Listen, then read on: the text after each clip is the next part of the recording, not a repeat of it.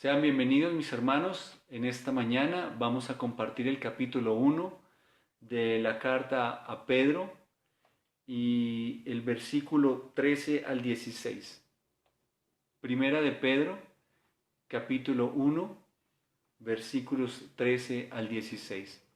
Dice la palabra: Por tanto, ceñid los lomos de vuestro entendimiento, sed sobrios y esperad por completo en la gracia que se os traerá cuando Jesucristo sea manifestado.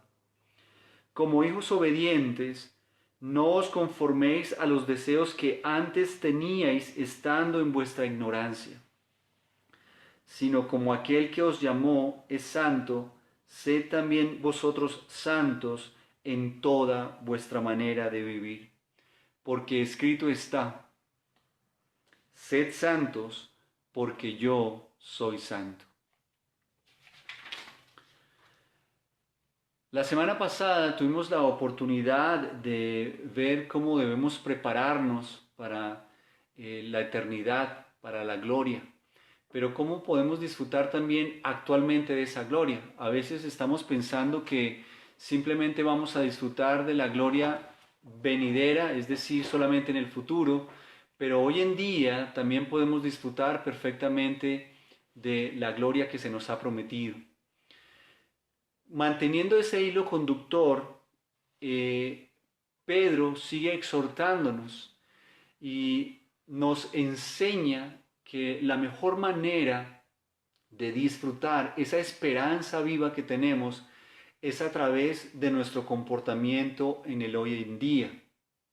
Es decir, que la manera en que vivimos cada día repercute de una manera directa en que nosotros podamos disfrutar de la gloria del Señor y que la disfrutemos en el futuro cuando el Señor regrese.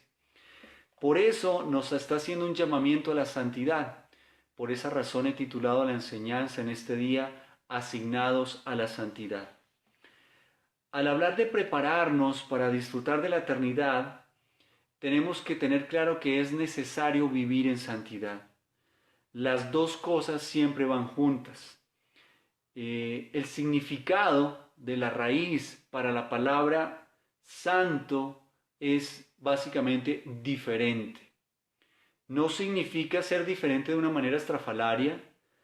La vida tiene una calidad para nosotros diferente. Es decir, nuestra vida no puede ser igual a las demás personas que están en el mundo que no son creyentes o no tienen al Señor en su corazón. La vida del creyente siempre va a ser extraña para las demás personas.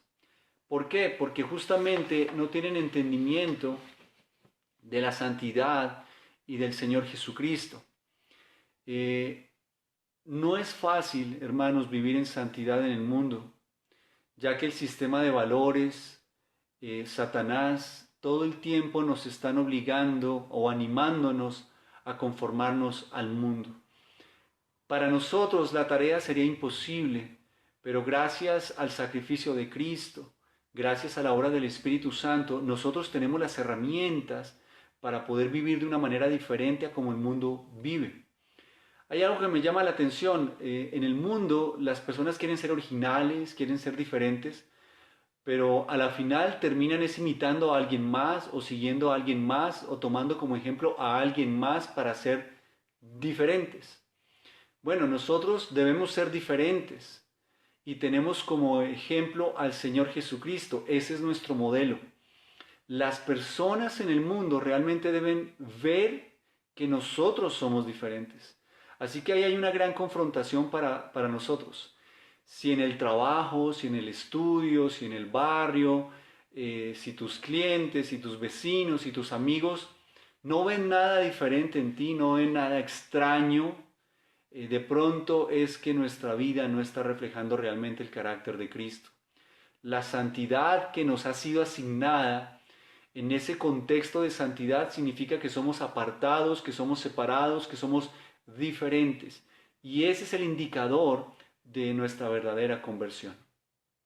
Vamos a ver cada uno de los versículos en este momento. Quiero compartir con ustedes un primer versículo que he titulado: La santidad conlleva disciplina. Estamos viendo asignados a la santidad. Primera de Pedro, capítulo 1, verso 13 al 16. Y vamos a ver un primer punto que he titulado La santidad conlleva disciplina, y es el versículo 13. Vuelvo a leerlo rápidamente. Dice la palabra: por tanto, ceñid los lomos de vuestro entendimiento, sed sobrios y esperad por completo en la gracia que se os traerá cuando Jesucristo sea manifestado.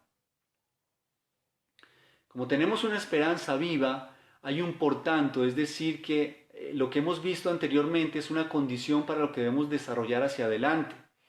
Entonces, dice varias oraciones que son muy importantes. Dice: por tanto, ceñid los lomos de vuestro entendimiento. ¿Qué significa ese tema de ceñid los lomos de vuestro entendimiento? Simplemente quiere decir que nosotros debemos ordenar los pensamientos y tener una mente disciplinada, pasándolo a un lenguaje actual y bajo el origen y significado de las palabras. Ceñid los lomos de vuestro entendimiento, en ese contexto y momento significaba básicamente es ordenar los pensamientos y tener una mente disciplinada.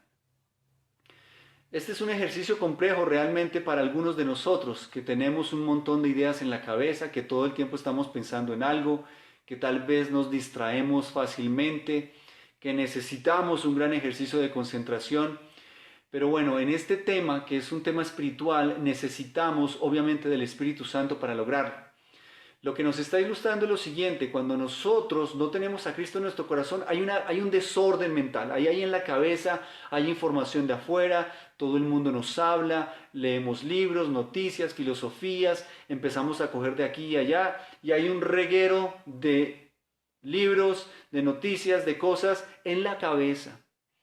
Cuando tenemos toda esa información, nos cuesta trabajo estructurar correctamente la manera de vivir. Lo que está diciendo Pedro, el Señor a través de Pedro y de la palabra, es que nosotros debemos poner orden a esos pensamientos. Y la manera de empezar a poner orden a esos pensamientos, primeramente, es a través del Espíritu Santo, que nos da entendimiento de la necesidad de organizar el pensamiento. El Espíritu Santo es como el librero que nos aconseja qué libros debemos tener en la cabeza. Básicamente los libros que debemos tener en la cabeza son 66 que están condensados en la Biblia. Esa es toda la biblioteca que debemos tener. El Señor quiere que ordenemos los pensamientos y que una vez que hemos ordenado los pensamientos tengamos la disciplina de ceñirnos únicamente a esos pensamientos. Eso es lo que quiere decir: ceñid los lomos de vuestro entendimiento. En la cultura, lo que quería ilustrar esta palabra o esta oración es la imagen de un hombre vestido con una túnica, metiéndose la falda de la túnica dentro de su cinturón porque se va a preparar para correr. Recordemos que en ese momento, pues la moda para el varón era una túnica. Ellos usaban un cinto para afianzar esa túnica. Entonces, cuando una persona iba a correr, era difícil correr con esa falda porque era una falda larga, la túnica. Entonces tenían que amarrársela, metérsela dentro de la misma cinta o el cinturón. Esa es la expresión que da a entender: ceñid los lomos de vuestro entendimiento. Quiere decir que yo, de una manera intencional, me preparo para estar listo a seguir las instrucciones del Señor, de una manera disciplinada. Cuando hablamos de la disciplina, el problema es que nosotros no tenemos disciplina para las cosas del Señor, porque no las vemos como importantes. Como el Señor no ha regresado todavía, entonces estamos relajados. Ahora que estamos hablando de COVID y pandemia, y mejor dicho, que nos vamos a morir con simplemente salir a la calle, ahora sí la gente está pensando en la segunda venida de Cristo, estamos pensando en el anticristo, estamos pensando en la gran ramera, estamos pensando en Babilonia, estamos pensando en el 666.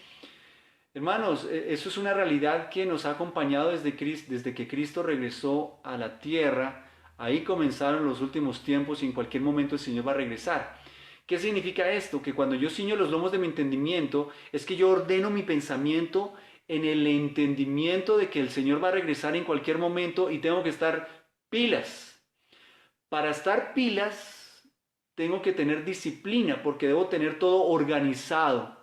¿Organizado en qué sentido? No que tengas el testamento listo o que hayas cotizado juiciosamente a las cesantías, a la pensión, sino que espiritualmente estás preparado todos los días para recibir al Señor cuando regrese o cuando tú partas a la presencia del Señor.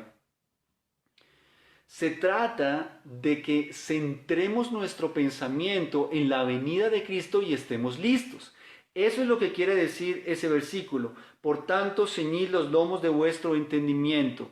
Lo repito, esto significa que debemos centrar nuestro pensamiento en la venida de Cristo y estar listos. La perspectiva determina el resultado, la actitud determina la acción. Lo repito, la perspectiva determina el resultado y la actitud determina la acción. El creyente que busca la gloria de Dios tiene una mayor motivación para la obediencia presente. Hermanos, tenemos que estar listos para cuando el Señor regrese. ¿Qué más dice el texto? Dice, sed sobrios. ¿Qué significa sed sobrios? La palabra sobrio quiere decir tener calma, ser firme, estar controlado y sopesar las cosas.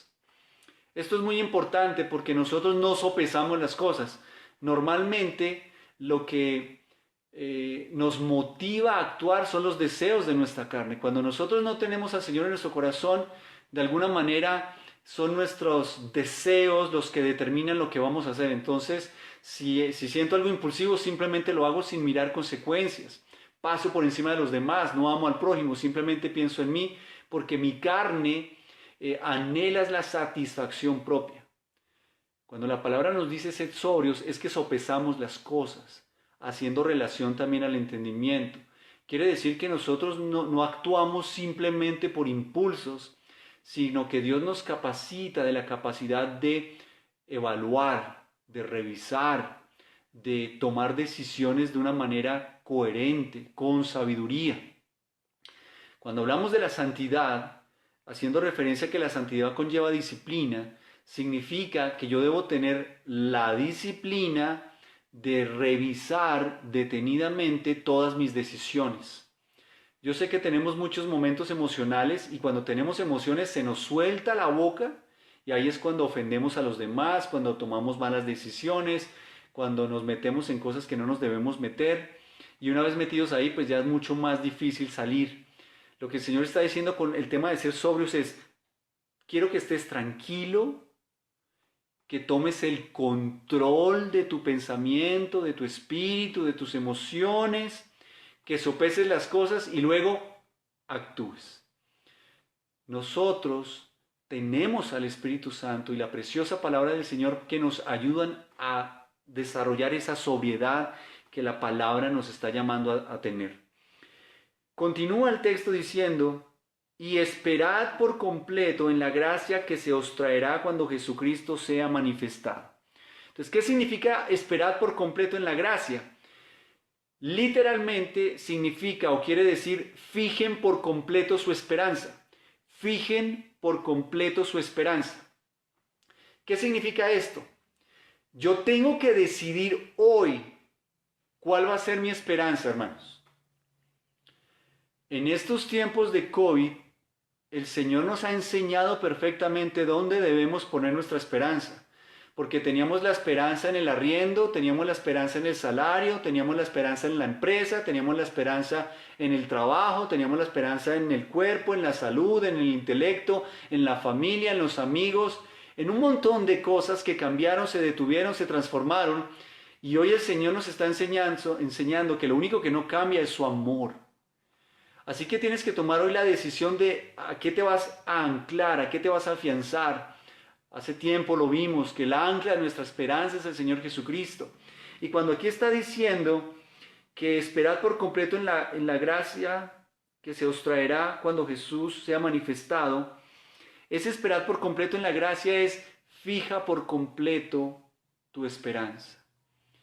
No podemos combinar la esperanza, es decir, yo creo en el Señor, pero creo también en lo que el presidente me pueda mandar a mi casa en esta pandemia. Yo pongo mi esperanza en Dios, pero también tengo mi esperanza en mi hijo que se gradúe y me mande una platica. Hermanos, la palabra nos enseña que tenemos una esperanza viva, que es Jesucristo. Es una esperanza que no cambia, ha sido inamovible y será inamovible desde siempre y para siempre y en la eternidad. Entonces, cuando dice estad por completo en la gracia, debemos recordar que nuestra esperanza descansa en el regalo no merecido que el Señor nos entregó y que debo esperar a que de la misma manera que vino por mí y murió en la cruz, regresará. Esa es la esperanza que nosotros tenemos. El resultado de este modo de pensar espiritual es que el creyente puede disfrutar de la gracia de Dios en vida. Hermanos, Cristo ya vino, fue a la cruz, entregó su vida en sacrificio vivo por nosotros. Si ya vino una vez y dijo que va a venir una segunda vez, es porque va a venir una segunda vez. Mientras tanto, ¿qué es lo que tengo que hacer yo? Esperar. Claro, para nosotros se nos hace incompleta porque se nos ha enseñado equivocadamente que debemos ser millonarios, estar sanos todo el tiempo, que todo nos tiene que salir bien. Entonces, cuando hay tribulación, cuando hay dificultad, sentimos que la promesa de gracia del Señor no está completa. Hermanos, va a estar completa cuando el Señor regrese y nos lleve a su presencia, porque en esta tierra esas bendiciones no se pueden hacer efectivas justamente por la maldición del pecado. Así que nosotros debemos esperar, no en una esperanza parcial o a medias. Nosotros esperamos en una esperanza completa. Fijemos por completo nuestra esperanza en Cristo. No dejemos un pedacito de esperanza en las cosas del mundo. Toda nuestra esperanza debe descansar en Jesucristo. Cuando tú pones tu esperanza en cosas diferentes a Cristo, ahí es donde vas a sufrir, te vas a sentir frustrado, ansioso, estresado, preocupado. A veces las personas dicen, bueno, pastor, pero es que usted cree en el Señor, ¿cómo le hacemos? Pues igual, yo tengo que hacer el mismo ejercicio que tú, es tomar la decisión de creer completamente en la esperanza de la gracia, de la salvación que el Señor nos ha otorgado. Mientras sigamos dudando, va a haber confusión en nuestras mentes y va a haber preocupación en nuestros corazones. Dice, la gracia que se os traerá cuando Jesucristo sea manifestado. Cuando dice se traerá, lo que está haciendo referencia es que nos la van a entregar. Yo no tengo que hacer nada por ella. Ya el Señor Jesucristo me la prometió y me la va a traer y me la va a entregar. Pensemos por un momento, en estos días creo que es un buen ejemplo, que ahora toca pedir tanto domicilio y pedir cosas de otro lado para que nos lo traigan a la casa. Si tú tienes ansiedad porque te llegue algo, piensa en el ejercicio de pedirlo, de pagar y dar la dirección y esperar simplemente a que te llegue. En esa emoción de esperar que te lo traigan. De que uno se asome a la ventana y diga, no han llegado. Timbraron, serán ellos, no han llegado. Y cuando te lo entregan, esa alegría de destraparlo. Bueno, familia, Cristo ya hizo el encargo en la cruz, lo firmó con sangre. Estamos esperando que nos entreguen el regalo más maravilloso y es que nos lleven a la gloria del Padre Celestial. Eso es lo que significa esperar por completo en la gracia que se os traerá. El Señor Jesucristo regresará a hacer realidad esas promesas que aún estamos esperando. Cuando Jesucristo se ha manifestado, es otra manera de referirse a la esperanza viva. Las decisiones y acciones presentes de los creyentes son gobernadas por esta esperanza futura, es decir, todas las decisiones que yo tomo hoy en día, todas las acciones que llevo a cabo hoy en día, deben estar gobernadas por el entendimiento de la esperanza futura. Como sé que el Señor va a regresar por mí, hoy no hago nada que vaya a ensuciar o dañar o destruir esa esperanza que me van a traer, que estoy esperando. Perdón la redundancia. Entonces, yo me comporto hoy de tal manera que sea congruente con la espera de lo que me va a traer el Señor cuando se manifieste. Otra manera de decirlo es, si yo me comporto mundanamente, quiere decir que se me ha olvidado o que no tengo entendimiento de lo que estoy esperando que el Señor traiga cuando se manifieste. Es como que menosprecio lo que el Señor va a traer. Los creyentes debemos vivir con la expectativa del encuentro con Cristo. Pensemos un momento en una prometida que está alistándose para su boda. Pensemos en el novio que está parado en la iglesia esperando a que su amada llegue. Esa es la ilustración que el Señor está haciendo. Nosotros debemos vivir preparados para ello. Yo he dado esta ilustración en otros escenarios, en otras enseñanzas.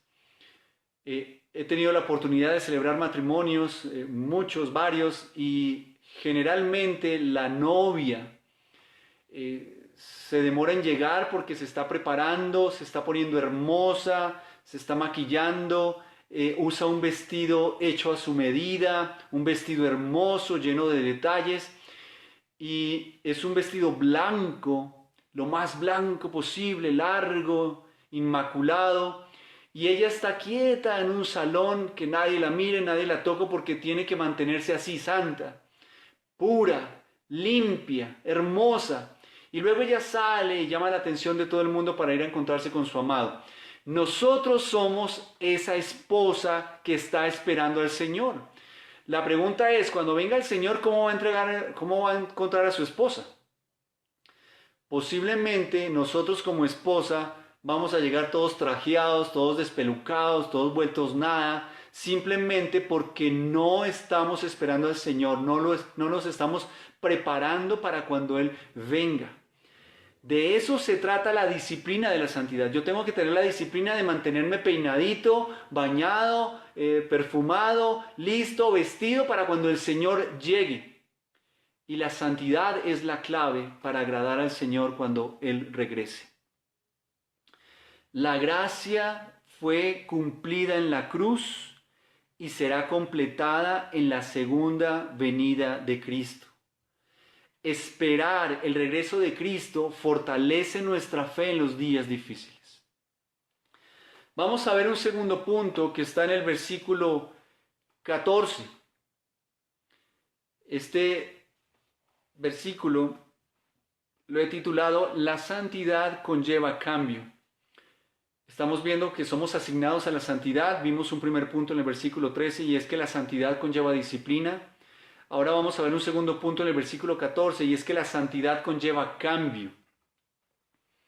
Dice la palabra, como hijos obedientes, no os conforméis a los deseos que antes teníais estando en vuestra ignorancia. El argumento aquí es lógico y sencillo. ¿Cuál es? Los hijos heredan la naturaleza de sus padres. Dice como hijos obedientes. Nosotros tenemos como hijos una herencia natural que corre por nuestra sangre, un ADN, unos genes. Nosotros adoptamos unas manías, unos comportamientos, unas maneras, una personalidad que está influenciada por nuestros padres. Todos tenemos algo heredado. Lo que el Señor está ilustrando es que nosotros, al nacer de nuevo por medio del sacrificio de Cristo, nosotros recuperamos la genética que nos fue compartida en el momento de nuestra creación, cuando el Señor impartió soplo de vida sobre nosotros. La palabra enseña que fuimos creados a imagen y semejanza de Dios, pero esa imagen y semejanza se deterioró por culpa del pecado. Cuando nosotros somos rescatados por medio de Cristo, recuperamos esa condición de hijos y nuevamente volvemos a comportarnos como hijos. Poniéndolo de otra manera, yo nací en una familia muy buena, me enseñaron valores y principios, pero por circunstancias de la vida, a mí me llevan a otro hogar, con otra familia, y esa familia tiene otras costumbres, carece de valores, tienen una serie de problemas y yo crezco influenciado por esos valores y principios de esa familia. Pero después de unos años retorno a mi familia original y vengo con ese comportamiento equivocado y tengo que volver a encajar en ese comportamiento. Bueno, al principio va a ser un roce completo, pero es tanto el amor que hay en mi familia original que me restituye nuevamente la enseñanza buena respecto a cómo debo comportarme y esa influencia afecta nuevamente mi comportamiento. Eso es lo que pasa por medio de Cristo. No se nos olvide, hermanos, que somos hijos de Dios. Cuando somos hijos, no solamente tenemos beneficios, tenemos responsabilidades. Ojalá mis hijos me estén escuchando para que lo recuerden. Es decir, que cuando yo soy hijo en mi casa, no solamente disfruto de que me atiendan, me tiendan la cama, me cocinen, me compren cosas y me consientan. Como miembro de la familia y como hijo de mis padres, yo también tengo que lavar la loza, también tengo que tender las camas, también tengo que cocinar y también tengo que comportarme. De esa manera, yo me hago un verdadero hijo. Nosotros somos hijos de Dios y debemos tomar como ejemplo a nuestro Padre Celestial. Por eso le está diciendo, como hijos obedientes. Vale aclarar que cuando el Señor dice hijos obedientes es porque hay hijos desobedientes.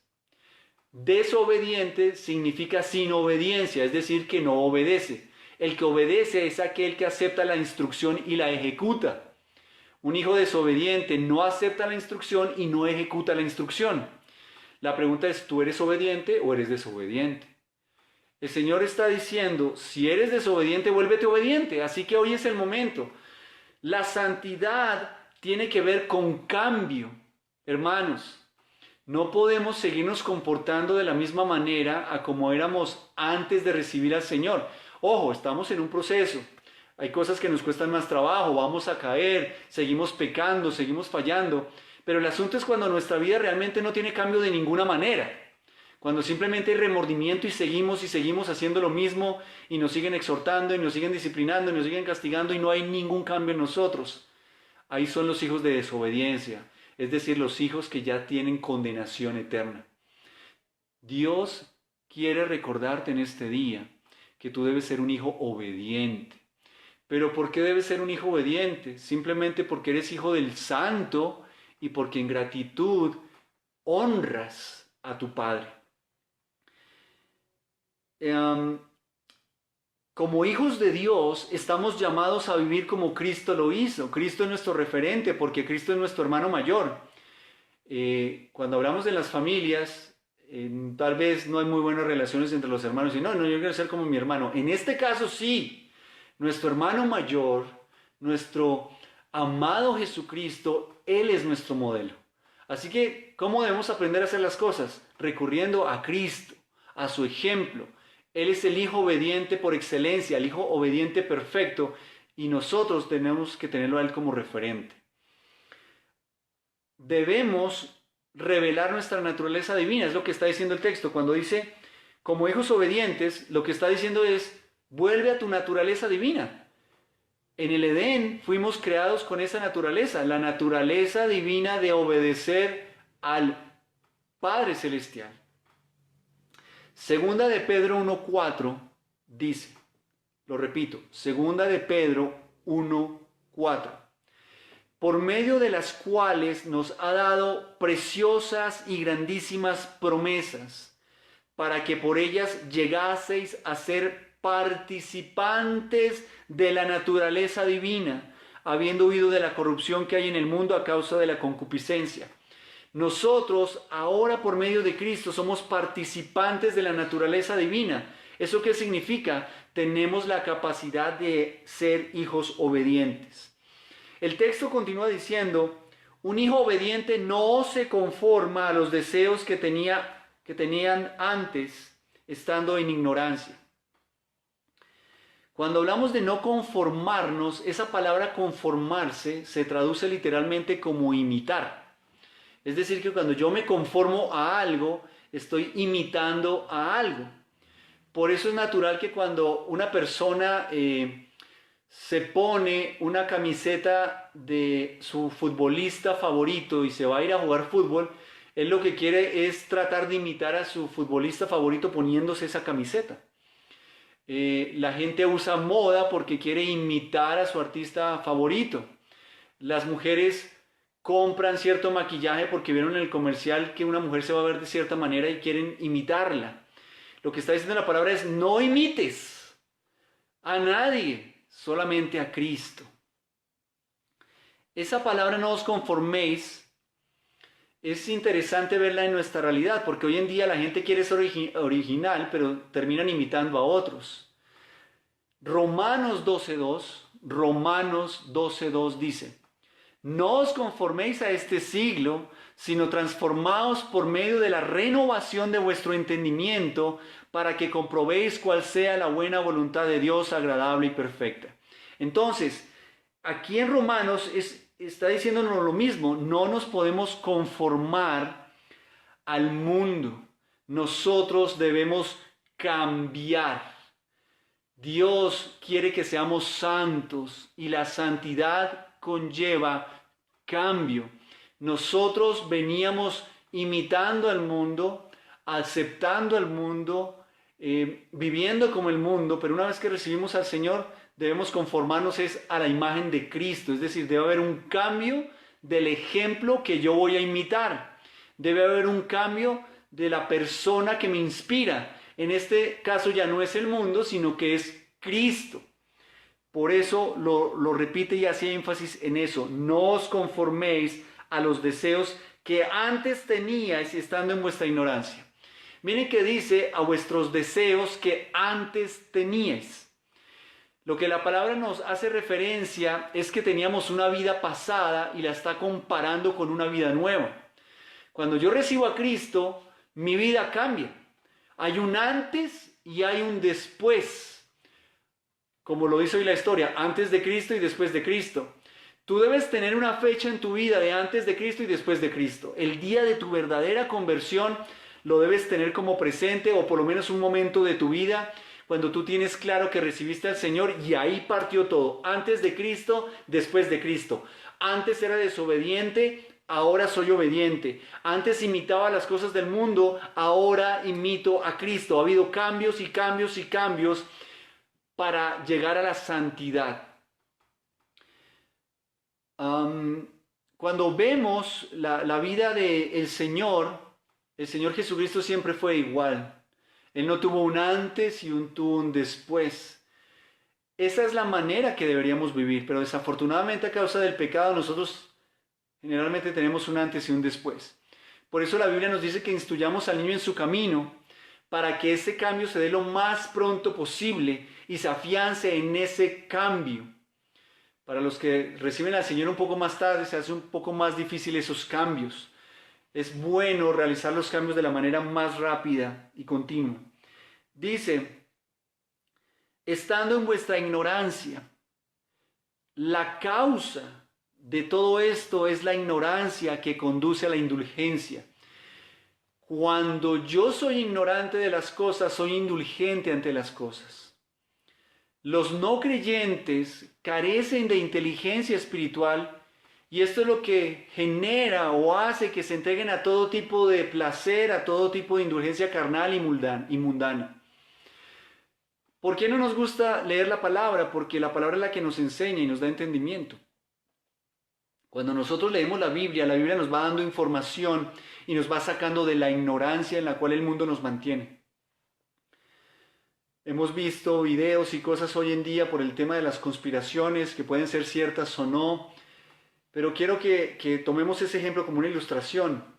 Cuando vemos un video que empieza a hablar de los detalles y las cosas, uno siente como que, uy, como que ignorante era.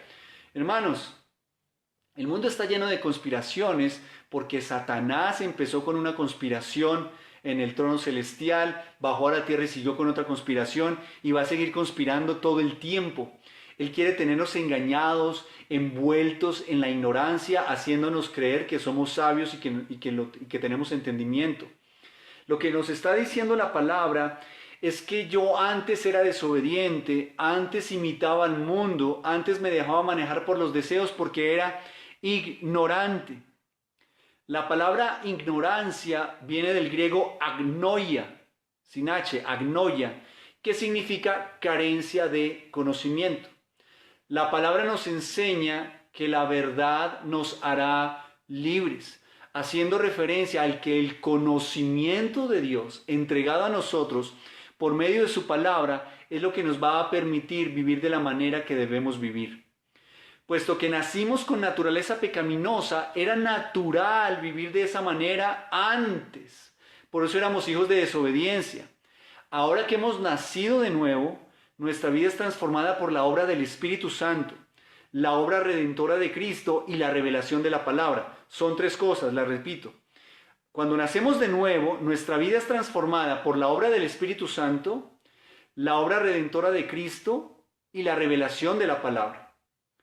Así que toda nuestra naturaleza pecaminosa, que estaba determinada por los apetitos y las acciones de la carne, ahora son transformadas y vivimos de una manera diferente.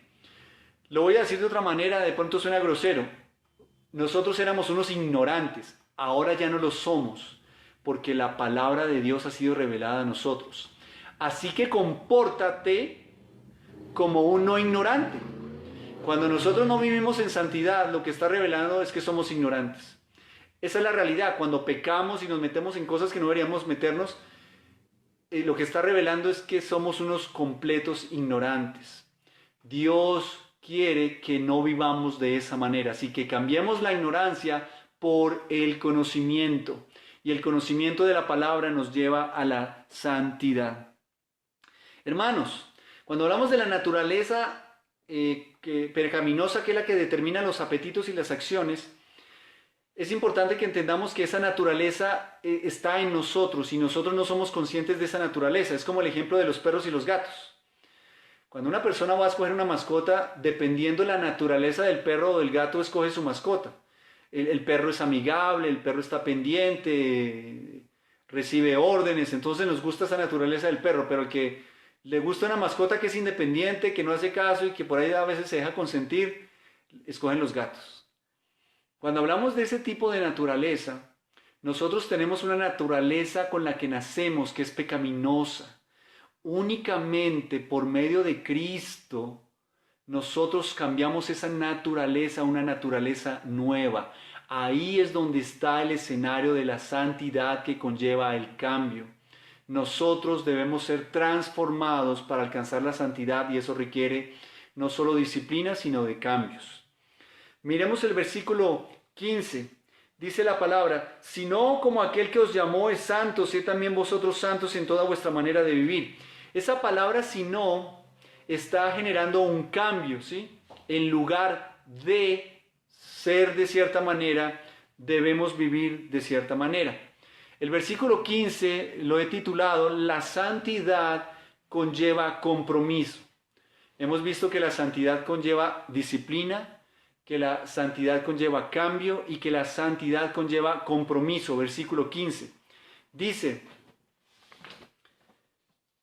como aquel que os llamó es santo. Este versículo nos lleva a entender el vivir de acuerdo con un contraste.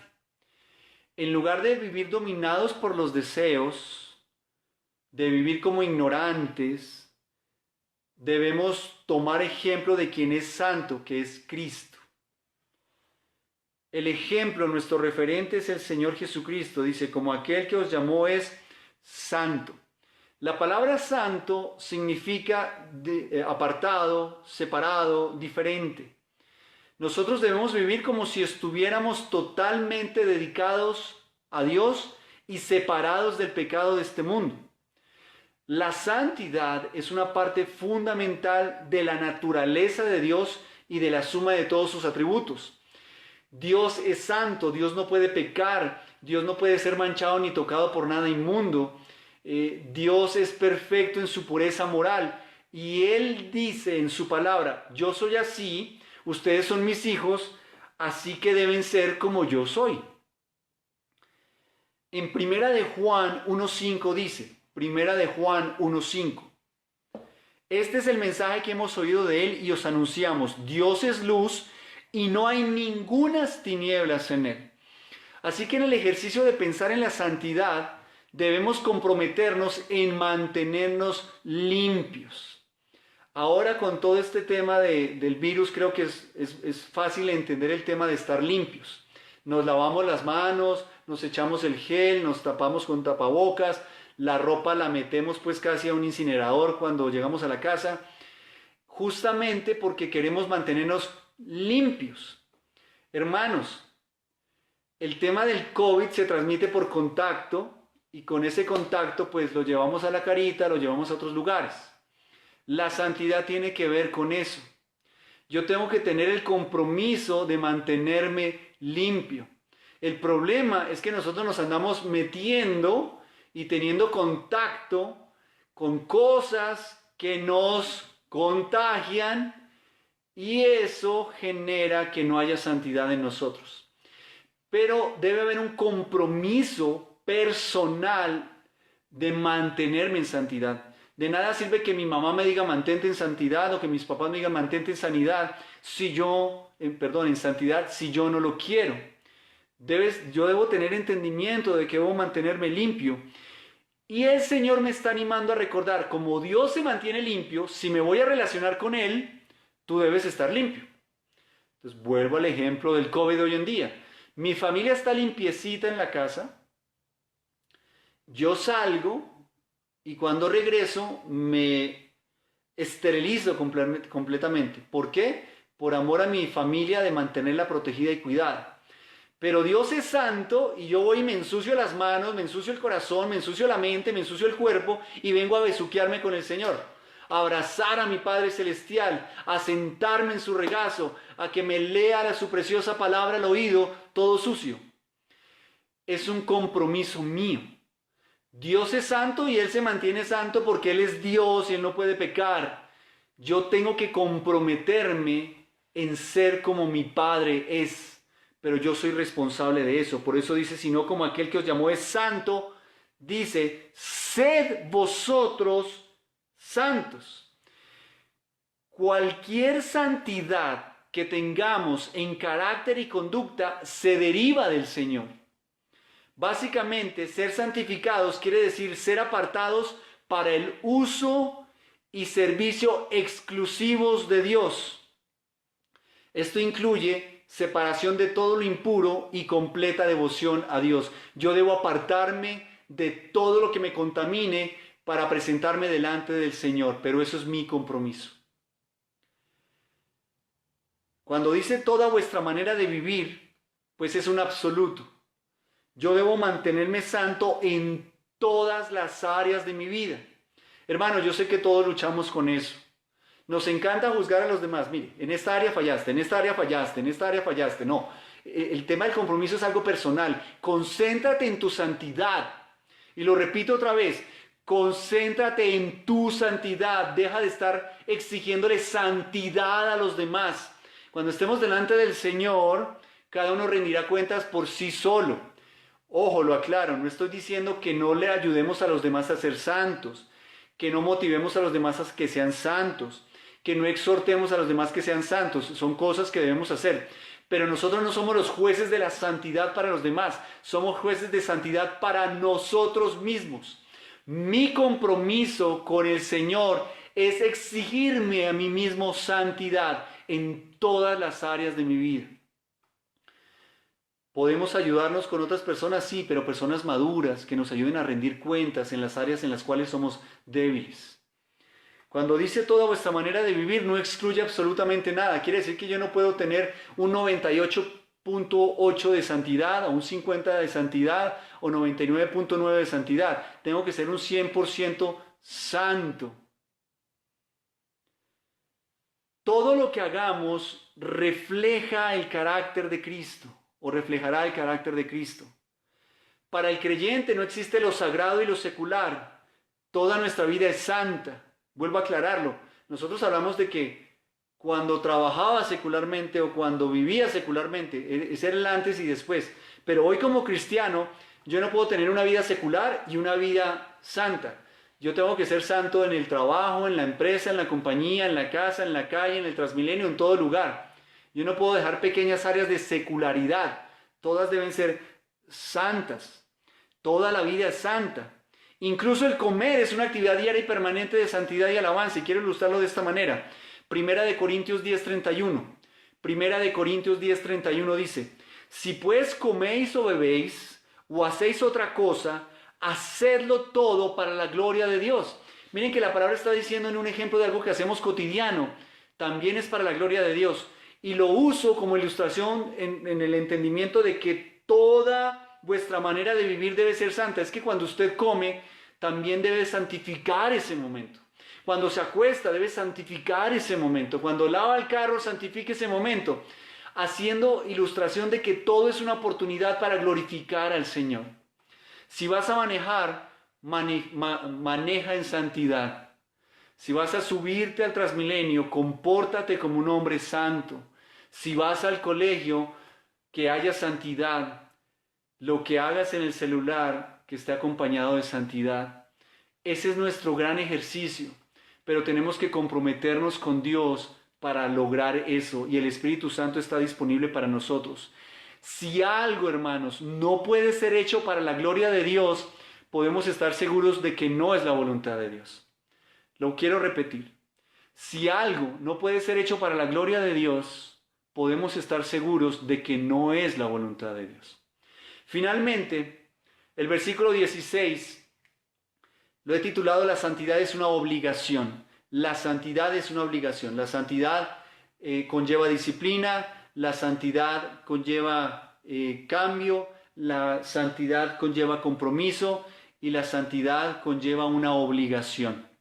Miren que la palabra dice, porque escrito está.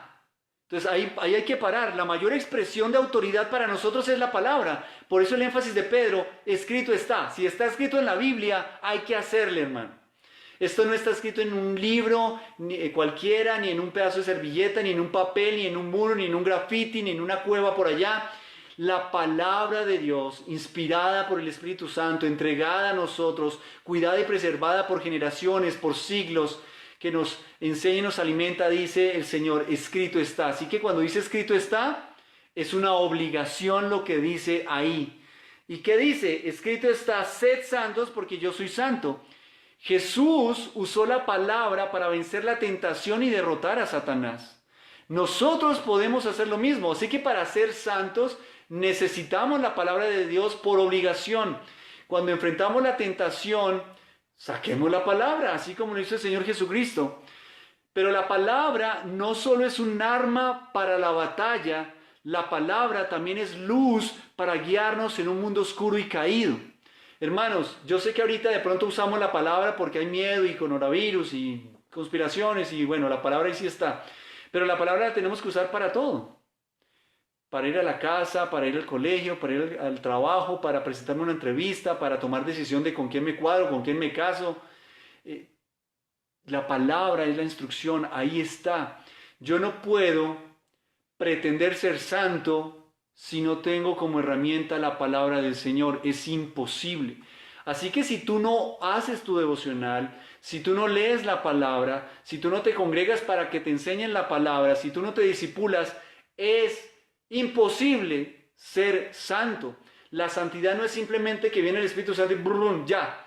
No, hay un compromiso, recuérdalo, hay una disciplina, tiene que haber cambios. La santidad no es simplemente un don mágico que el Señor nos entrega porque sería la cosa muy fácil. Él no nos diría sed santos, sino ya hice santo.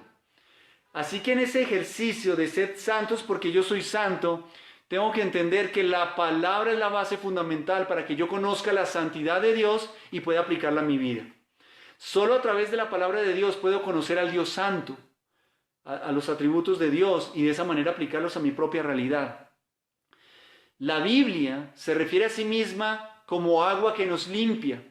Efesios 5, 25, 27. Efesios 5, 25, 27 dice: maridos, amad a vuestras mujeres, así como Cristo amó la iglesia y se entregó a sí mismo por ella para santificarla, habiéndola purificado en el lavamiento del agua por la palabra. La palabra es la que nos limpia, la que nos restriega. La palabra es el alcohol, el antibacterial de hoy en día que nos limpia de todo virus, de mundanalidad y carnalidad. Debemos entender que es obligación usar el antipecaminosidad que es la palabra del Señor. La palabra de Dios tiene un ministerio santificador para nuestras vidas. La palabra de Dios revela la mente de Dios, así que debemos aprenderla. La palabra de Dios revela el corazón de Dios, así que debemos amarla. La palabra de Dios revela la voluntad de Dios, así que debemos vivirla en la práctica. Lo repito, la palabra de Dios revela la mente de Dios, por eso debemos aprenderla. La palabra de Dios revela su corazón, así que debemos amar la palabra del Señor. La palabra de Dios revela su voluntad, así que debemos vivir de manera práctica la palabra del Señor. Con toda nuestra mente, con todo nuestro corazón, con toda nuestra voluntad, la palabra debe estar en nosotros y la palabra debe controlar justamente nuestra mente, nuestra voluntad y nuestro corazón. Miren que Pedro cita, sed santos porque yo soy santo. Eso está en Levítico 11:44. En Levítico 11:44 dice, porque yo soy Jehová vuestro Dios, vosotros por tanto santificaréis y seréis santos porque yo soy santo. Así que no contaminéis vuestras personas con ningún animal que se arrastre sobre la tierra y sigue el texto. ¿Por qué Pedro hace esto? Pedro está citando la palabra porque él no quería simplemente decirlo de su propio entendimiento. Él quería que entendiéramos que todo viene directamente del Señor, que no eran simplemente unas palabras que salen de un hombre que tiene buenas ideas, sino que es Dios mismo el que lo dice. Y cuando menciona el Antiguo Testamento, tenemos entendimiento desde el Antiguo Testamento, el deseo del corazón del Señor siempre ha sido la santidad. Por eso era tan exigente con el pueblo de Dios. Siempre ha sido el deseo y la voluntad del Padre en nuestra santidad, por ser parte de su aliento de vida y ser sus hijos. Cuando el Señor imparte aliento de vida en nosotros y comparte su imagen y semejanza, Él comparte la capacidad de desarrollar la santidad. Es más, Adán y Eva eran santos cuando estaban en el Edén, pero tomaron la decisión de pecar y por eso perdieron esa condición. Ellos no vieron eso como una obligación. Hermanos, la santidad como obligación para sus hijos ha trascendido los tiempos y lo hará por la eternidad. Es una obligación que nosotros seamos como nuestro Padre. Es una obligación que ejercitemos la santidad desde siempre. Nosotros vamos a ir al cielo y en el cielo está nuestro amado Señor, bueno, y en todo lugar y su perfecta gloria. No puede entrar allá nadie que esté manchado e indigno. Gracias al Padre tenemos la sangre preciosa de Cristo que nos lava de toda inmundicia. Pero nosotros debemos estar obligados en esta tierra a exigirnos vivir en santidad. Y quiero terminar con Hebreos 12:14. Hebreos 12:14 dice, seguid la paz con todos y la santidad, sin la cual nadie verá al Señor. Es un requisito, es una obligación la santidad para ver a Dios. Por esa razón hemos sido asignados para la santidad, porque Dios quiere compartir la eternidad con cada uno de nosotros. Que el Señor te bendiga.